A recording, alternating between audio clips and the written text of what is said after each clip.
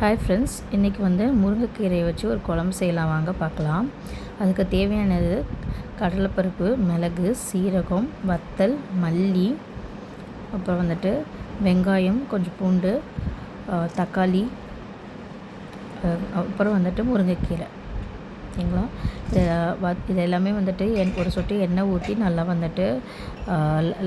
Low ஃப்ளேமில் வச்சு நல்லா வறுத்துக்கலாம். வறுத்துக்கிட்டு நல்லா பொன்னிறமாக வறுக்கணும். அப்புறம் கருகிற மாதிரி வறுக்கக்கூடாது. பொன்னிறமாக வறுத்துட்டு இந்த பூண்டு, வெங்காயம் எல்லாமே சேர்த்துக்கலாம். தக்காளியும் இப்போவே நீங்கள் சேர்த்துக்கலாம். ஓகேங்களா? நான் தக்காளி சேர்க்க மறந்துட்டேன், நான் லாஸ்ட்டில் சேர்த்துப்பேன்.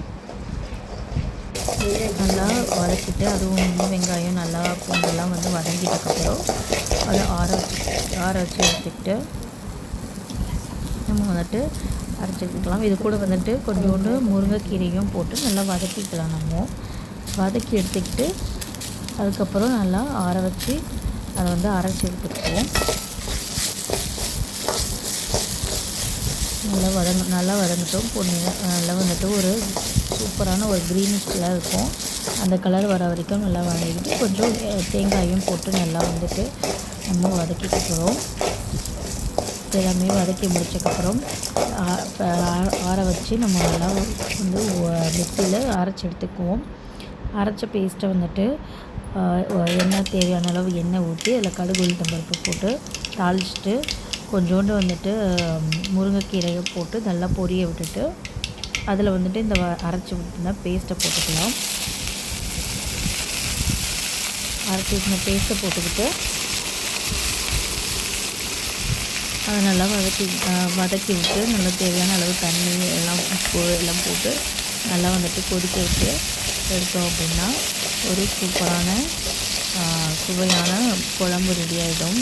இதை எங்கள் ஊர் பக்கத்தில் நாங்கள் கொட்டை அப்படின்னு சொல்லுவோம். நீங்கள் உங்கள் ஊர் பக்கத்தில் நீங்கள் இதை எப்படி செஞ்சுருக்கீங்களா, இது எப்படி கேள்விப்பட்டிருக்கீங்களா அப்படின்னு கமெண்ட் பண்ணுங்கள். உங்கள் ஊர் பக்கம் என்ன சொல்லுவீங்க, என்ன பேர் சொல்லுவீங்க அப்படிங்கிறதையும் கமெண்ட் பண்ணுங்கள். தேவையான அளவு தண்ணி நல்லா ஊற்றிட்டு கடலைப்பருப்பு போட்டிருக்கனால திக்காக இருக்கும். ஸோ கொஞ்சம் நல்லா தண்ணியை ஊற்றி கிண்டிக்கிட்டே இருக்கணும். நம்ம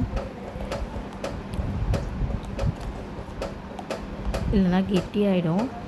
நல்லா தண்ணியை ஊற்றி நம்ம கிண்டிக்கிட்டே இருந்ததுன்னா அடி பிடிக்காமல் இருக்கும். குழம்பும் நல்லா கொதித்து ஒரு சூப்பரான டேஸ்ட் கொடுக்கும். தேவையான அளவு உப்பு போட்டுக்கலாம். நான் தக்காளி போட மறந்துட்டேன்னு சொன்னேன் இல்லையா? ஸோ தக்காளியை மட்டும் இப்போ நான் அரைச்சி ஊற்றிக்கிறேன். நீங்கள் ஃபஸ்ட்டே வெங்காயம் வதக்கும் போதே வெங்காயப்பொடியை தக்காளியும் போட்டு வதக்கி ஒரே அரைச்சிக்கலாம். இல்லைன்னா அரைச்சிக்கிட்டு ஊற்றிக்கலாம்.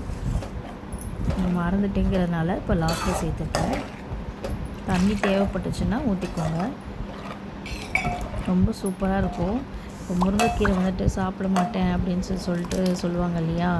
அவங்க இப்போது நிறைய பேர் பொரியெல்லாம் செஞ்சு கொடுத்தா சாப்பிட மாட்டேன்னு சொல்லுவாங்க இல்லையா? அவங்களுக்கு இதை குழம்பாக செஞ்சு கொடுத்தா டேஸ்ட்டாகவும் இருக்கும், சத்தாகவும், அதே சமயத்தில் சத்தாகவும் இருக்கும். அவங்களுக்கும் தெரியாது இது முருங்கைக்கீரையில் செஞ்ச குழம்பு தான் அப்படின்னு. சாப்பாடுக்கு ஒரு குழம்பாகவும் ஆச்சு. நம்ம சரி மரம் எதுவும் இருந்துச்சுன்னா வீட்லேயே ஒரு மரம் இருந்துச்சுன்னா ஒரு 2 இனுக்கு எடுத்து இந்த மாதிரி குழம்பு செஞ்சுச்சுன்னா ஒரு வேளைக்கு குழம்பு ஆயிக்கும். தேங்க்யூ.